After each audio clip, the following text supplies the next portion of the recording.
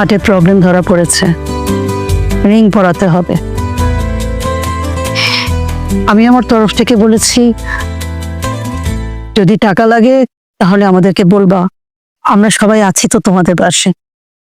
বাবা, আমি ঠিক বলেছি না? হ্যাঁ মা, তুমি একদম ঠিক কাজ করেছো। আমি বলি কি বাবা, যদি তোর সময় থাকে তাহলে একবার গিয়ে তালয়কে দেখে আয়। হ্যাঁ, যাওয়া তো উচিত। তবে মা, তুমি তো দেখতেই পাচ্ছ অফিসের কাজের যে চাপ, আমি নিজেই সময় করে উঠতে পারছি না। ঠিক আছে মা, তারপরও আমি চেষ্টা করবো। তাহলে শোন, এই প্রসঙ্গে তোকে একটা হাদিস বলি। যখন কোনো ব্যক্তি সকালে কোনো অসুস্থ ব্যক্তিকে দেখতে যায়, তাহলে তাকে 70,000 ফেরেশতা সারাদিন দোয়া করতে থাকে। আর যদি সে সন্ধ্যাবেলা যায় তাহলে সারা রাত সে দোয়া পেতে থাকে। কি বলো মা?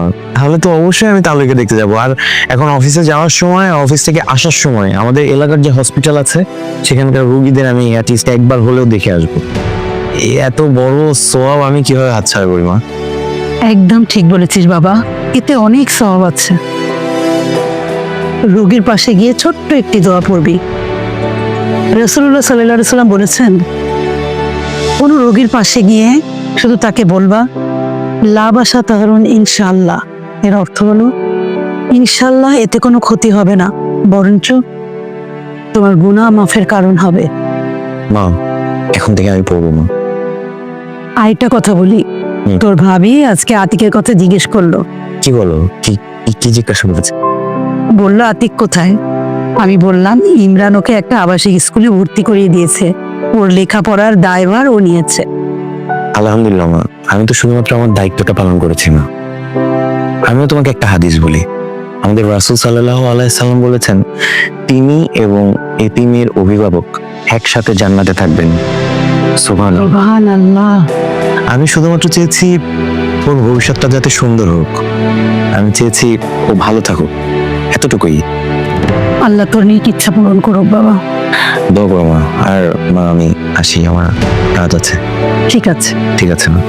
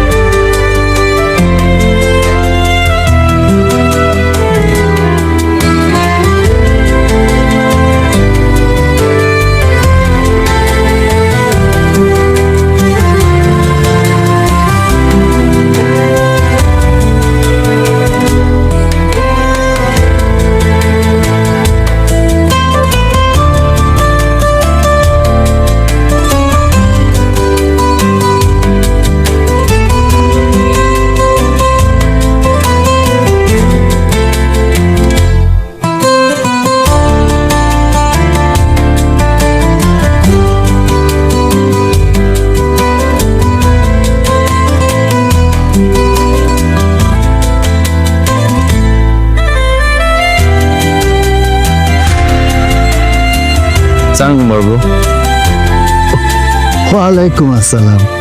কেমন আছো আকরাম? জি আলহামদুলিল্লাহ, আপনি কেমন আছেন? ভালো। তো তোমাদের বুড়ো বুড়িদের তো কোনো খবরই পাই না। আমার দাদু ভাই ভালো, মাঝে মাঝে এসে আমাদের খোঁজ খবর নিয়ে যায়। বড়াব্বু ইদানিং অফিসে এত কাজের প্রেশার, সরি বড়াব্বু আসতে পারিনি। আরে আকরাম ভাই, আরে কে? এই তো এই তো জাস্ট বসলাম। হ্যাঁ জানি জানি, তোমাদের অফিসে অনেক প্রেশার, কিন্তু বৌমার উপরে আমার একটু অভিমান আছে।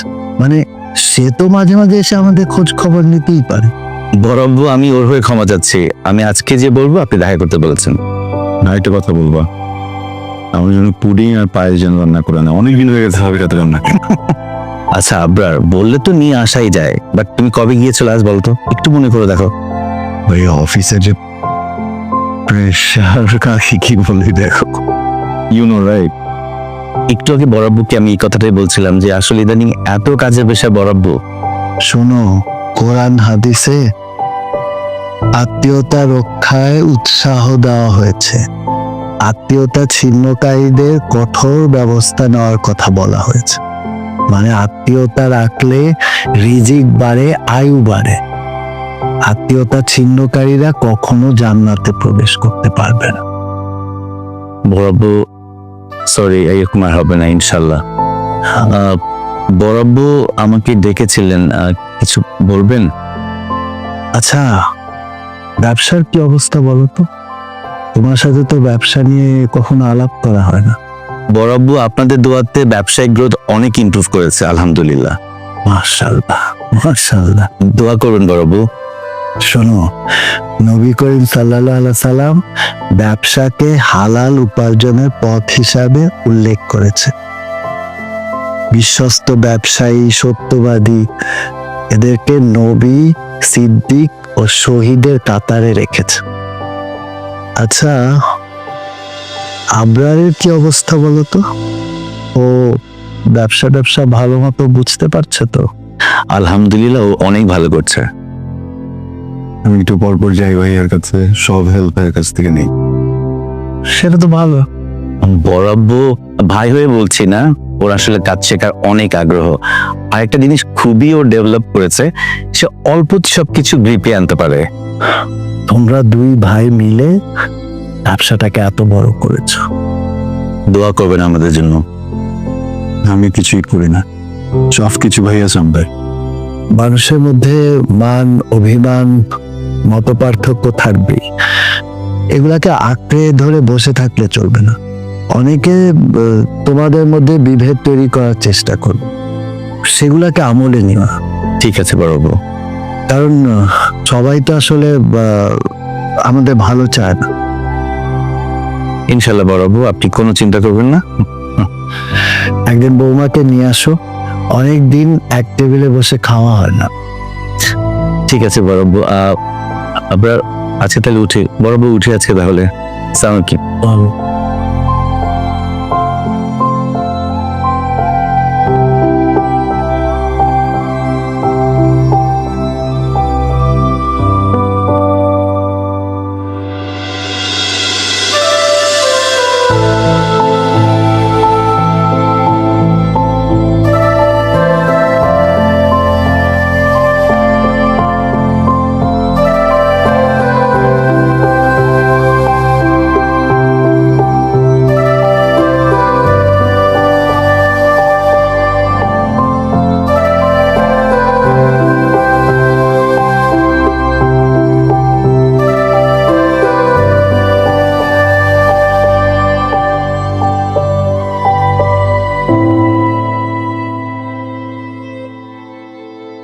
الله أكبر الله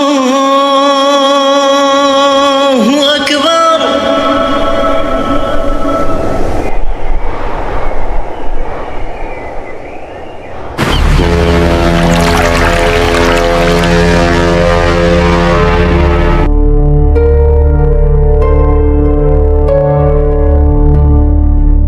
জমি জমা কেনার ব্যাপারে কি করলেন চাচা? ভাতিজা, এটা নিয়ে তুমি কোনো টেনশন নিও না। আমার সব লোকজন বিভিন্ন জায়গায় সেট করা আছে। গুড। এখন তাহলে একটা কাজ করেন, জমির সকল মালিকদের সাথে কথাবার্তা বইলা তাদের মাথায় কেমন টুপি পরাবেন, ওটার একটা ভালো প্ল্যান করুন। বুদ্ধিজীবী ভাতিজা, একটা বুদ্ধি দাও। চাচা, আমার না মনে হইতেছে যে আমি আপনার বন্ধু বানাই। কেন ভাতিজা? কিন্তু বন্ধু হইলে না বুঝবেন, বন্ধু না হলে তো বুঝতে পারবেন না। আচ্ছা ঠিক আছে, যাও, আজ থেকে তুমি আমি বন্ধু। ছাগলের বাচ্চা, তুই ছাগল চুরি করে ঢাকা শহরে কেমনে সাম্রাজ্য বানাইছস? এটা কোন ছাগলে বিশ্বাস করবো আমার কত? তুমি আমার লগে এমন করে কথা বলতেছো? আরে চাচা, আপনি রাগ করতেছেন কেন? আপনি আমার বন্ধু না? বন্ধুর সাথে এর চেয়ে ভালোভাবে কেমনে কথা বলা যায় চাচা? না না চাচা, আরেকটু থাকেন, আমার রাগটা এখনো পুরোপুরি মিটে নাই। ছাগলের বাচ্চা, কাজের কাজ তো কোনো কিছু করতে পারোস না। গলাবাজি করতে না পারলে এতদিন ঢাকা শহরে কেমনে করে চলতি? হ্যাঁ, না না চাচা, খুঁই যান, বসেন বসেন চাচা, রিল্যাক্স। না থাক, আপনার সাথে তো চিল্লাইতে পারবো না, আপনি তো চাচা হন। যখন এরপর থেকে নেক্সট কাজে উল্টাপাল্টা করবেন না, এমনি করে বন্ধু বানাবো আপনারে। ভাতিজা, বন্ধু বানায় কিন্তু তুমি আমার অপমান করছো। অপমান? আপনার ক্যারিয়ার শুরুই তো হয়েছে ছাগল চুরি দিয়া। যার ক্যারিয়ার ছাগল চুরি দিয়ে শুরু হয়েছে তার আর কি অপমান করবো? কোন অপমান করার কোনো কিছু আছে? কাজ যেমনি কইছে এমনি ঠিকঠাক ভাবে করে। ওসমান মিয়া কিন্তু চালু মাল, কইলে কলিকাতা হারবাল বুঝা যায়। না না, আচ্ছা চাচা, আমাদের কিন্তু বড় পরিসরে খেলতে হবে। মানে ভালো মানুষের সাথে তো মানুষের ভালোবাসা থাকে, দোয়া থাকে, কিন্তু এই ছোট পরিসরে খেললে আসলে ওসমান মিয়ারে ফেলানো যাবে না। এইটা একদম ঠিক বলছে। এটা কিন্তু ডু অর ডাই ম্যাচ চাচা। প্ল্যান যদি মিস হয় না, আমরা সবাই কিন্তু এক লোকে শেষ। কোনো কিছুই মিস হবে না, তুমি এটা নিয়ে টেনশন করো না। আচ্ছা ভাতিজা, একটা কাজ করলে কেমন হয়? ওই ওসমান মিয়ারে খাই দিই। চাচা, আমার না মন চাইতেছে আমি আপনার আবার বন্ধু বানাই। কেন? আমি চাই ওসমান তার পতন নিজের চোখে দেখুক, তার পোলার পতন সে চুপচাপ দাঁড়ায় দেখুক, কিন্তু কোনো কিছু করতে পারবো না। ভাতিজা, আইডিয়া তোমার দারুণ। আমি আমার বাপের পোলা, আর এটা আমার ফ্যামিলির শিক্ষা। আপনার পোলা দুইটা তো আপনি মানুষ করতে পারেন নাই, তারা পাঠাইছেন সৌদি, আর আরেকটা চাকরি করে। যজ্ঞা, ওইটা কথা না, কাজ আপনারা যেটা দিছি চাচা ওইটা ঠিকঠাক ভাবে করেন। চাচা, 5G যুগে এসে এই কচ্ছপের মতো দৌড়ায়েন না, আর একটু ফাস্ট দৌড়ান। আগে তোমার বন্ধুর মাথা ঠান্ডা করো, সেই বুদ্ধি বাই করো মিয়া।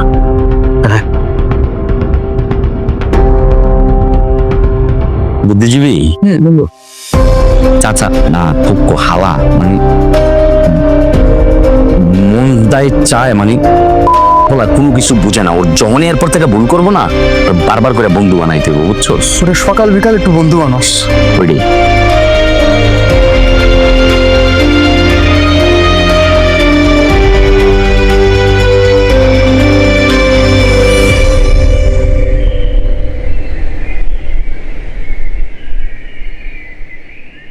আসসালামু আলাইকুম দাদি। ওয়ালাইকুম সালাম।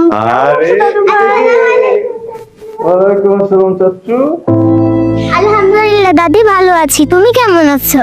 আমি ভালো আছি দাদু ভাই। দাদি, আজকে একটা গল্প বলো না। হঠাৎ গল্প কেন? আমার স্কুলের স্যার বলেছে দাদু দাদির সাথে গল্প করা ভালো কাজ, আর কালকে তোমার গল্প শোনাতে আমার বন্ধুদের কাছে শেয়ার করতে হবে কালকে। ভেরি গুড, তুমি তো একদম বাপি গিয়ে চলে আসছো। আমি যখন তোমার সমান ছিলাম তখন তোমার দাদু আমাকে গল্প শুনে শুনে ঘুম পাড়াতো। তাহলে এটা বলো না। আচ্ছা তাহলে বলো, তুমি আমাকে কি দেবে? আমি তোমাকে বাসার কাজ করতে সাহায্য করব। স্যার বলেছে বাসার কাছে সাহায্য করলে ভালো হবে। Very good. বাহ, তা তুমি কি স্কুল থেকে এসে খাওয়া দাওয়া করেছো? হ্যাঁ, আমি স্কুল থেকে এসে গোসল করে নামাজ পড়ে একটু বিশ্রাম নিয়ে আমি তোমাদের কাছে এসেছি। ঠিক আছে, খুব ভালো করেছো। একটা গল্প বলবো। কি গল্প বলবো সেটা ভাবছি। তোমার ইচ্ছে। ঠিক আছে, তাহলে শোন। মক্কায় এক বৃদ্ধা ছেলে, ওই বৃদ্ধা আমাদের নবীজি সাল্লাল্লাহু সাল্লামের পথে প্রতিদিন কাটা ময়লা আবর্জনা এসব ফেলে রাখতেন, যাতে নবীজি সাল্লাল্লাহু আলাইহি সাল্লাম কষ্ট পেতেন।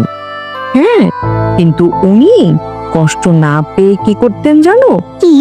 উনি রাগ না হয়ে চুপচাপ ওই পথ দিয়ে চলে যেতেন। তারপর একদিন নবীজি সাল্লাল্লাহু আলাইহি সাল্লাম খেয়াল করলেন যে তার পথে আগের মতো কেউ কাটা ময়লা আবর্জনা ফেলছে না। তখন উনি খোঁজ নিলেন, খোঁজ নিয়ে জানতে পারলেন যে বৃদ্ধা অসুস্থ। পরে তিনি ওই বৃদ্ধাকে দেখতে গেলেন। তারপর কি হলো দাদি? তারপর বৃদ্ধা তো অবাক, যেই মানুষটাকে সে এত কষ্ট দিয়েছে, এত ময়লা আবর্জনা ফেলেছে তার পথে, সেই মানুষটা তার আচরণে কষ্ট না পেয়ে, রাগ না করে, সেই মানুষটা তার খবর নিতে এসছে, তার সেবা করতে এসছে। পরে বৃদ্ধা তার আচরণে মুগ্ধ হয়ে ইসলাম ধর্ম গ্রহণ করলেন। এই গল্প থেকে আমরা কি শিখলাম? কি? এই গল্প থেকে আমরা শিখলাম, কেউ যদি কখনো তোমাকে অনেক কষ্ট দিয়ে ফেলে, তখন তুমি তাকে কষ্ট দেওয়ার জন্য অপেক্ষা করবে না। তুমি কি করবে? তুমি ধৈর্যশীল হবে, তার জন্য দোয়া করবে, তাকে হৃদয়ে দেখাবে। আমাদের ক্লাসমেটরা মাঝে মধ্যে কি করে, না বুঝে আমাদের সাথে একটু অন্যায় করে ফেলে না, তখন তাদের সাথে মারামারি করা যাবে না, তাদের সাথে রাগারাগিও করা যাবে না। তখন তাদেরকে দেখাতে হবে যে আমি একটা গুড বয়। গুড বয়রা কি করে? গুড বিহেভিয়ার, তাই না? যখন তোমার ওই ক্লাসমেট দেখবে যে তুমি এত গুড বয়, তখন ইন্সপায়ার হয়ে ও কি হবে? Good boy. আমাদের নবী সাল্লাল্লাহু আলাইহি সাল্লাম, ওনাকে যদি কেউ কখনো কষ্ট দিত, উনি কখনো সেই কষ্টের বদলে রিভেঞ্জ নিতেন না। উনি কি করতেন জানো? ভালো কাজ। ভালো কাজ তো করতেনই, উনি এর পাশাপাশি ধৈর্য ধরতেন, দয়া দেখাতেন। বুঝলা? আমরা আর কি শিখলাম? কি? নবীজি সাল্লাল্লাহু আলাইহি সাল্লামের চরিত্র এত উন্নত ছিল যে তার চরিত্রের প্রতি আকৃষ্ট হয়ে মানুষজন ইসলাম ধর্ম গ্রহণ করতেন। তাহলে আমরা এখন কি করব? ভালো কাজ করবো। Very good. দাদি, আজকে তোমাকে নাস্তা বানাতে সাহায্য করি। ওরে বাবা, তাই? ঠিক আছে। চাচা, তুমি কি খাবে? আমি ব্ল্যাক কফি। ইনশাআল্লাহ এখনই বানিয়ে দেবো। তো কখন খাবে? আচ্ছা।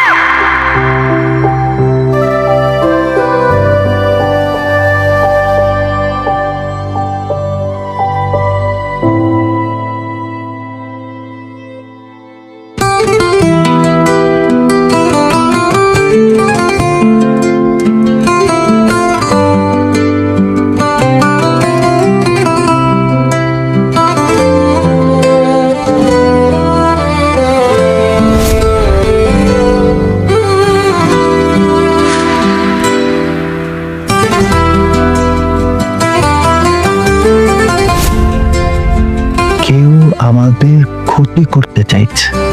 কেউ কেন আমাদের ক্ষতি করতে চাবে? আমাদের শত্রু প্রত্যেকে আসলো। আমাদের বন্ধুদের মধ্যে কেউ। শত্রু যতক্ষণ পর্যন্ত না আমাদের ক্ষতি করছে, ততক্ষণ তো আমরা শত্রু চিনতে পারছি না। আপনি তো আমার কোনো সাহায্যই করতেছেন না, আমার কোনো কাজে আসতেছেন না, আপনি তো আমার কাজে ফাঁকি দিতেছেন চাচা। এটা তুমি কি কইলা বাচ্চা?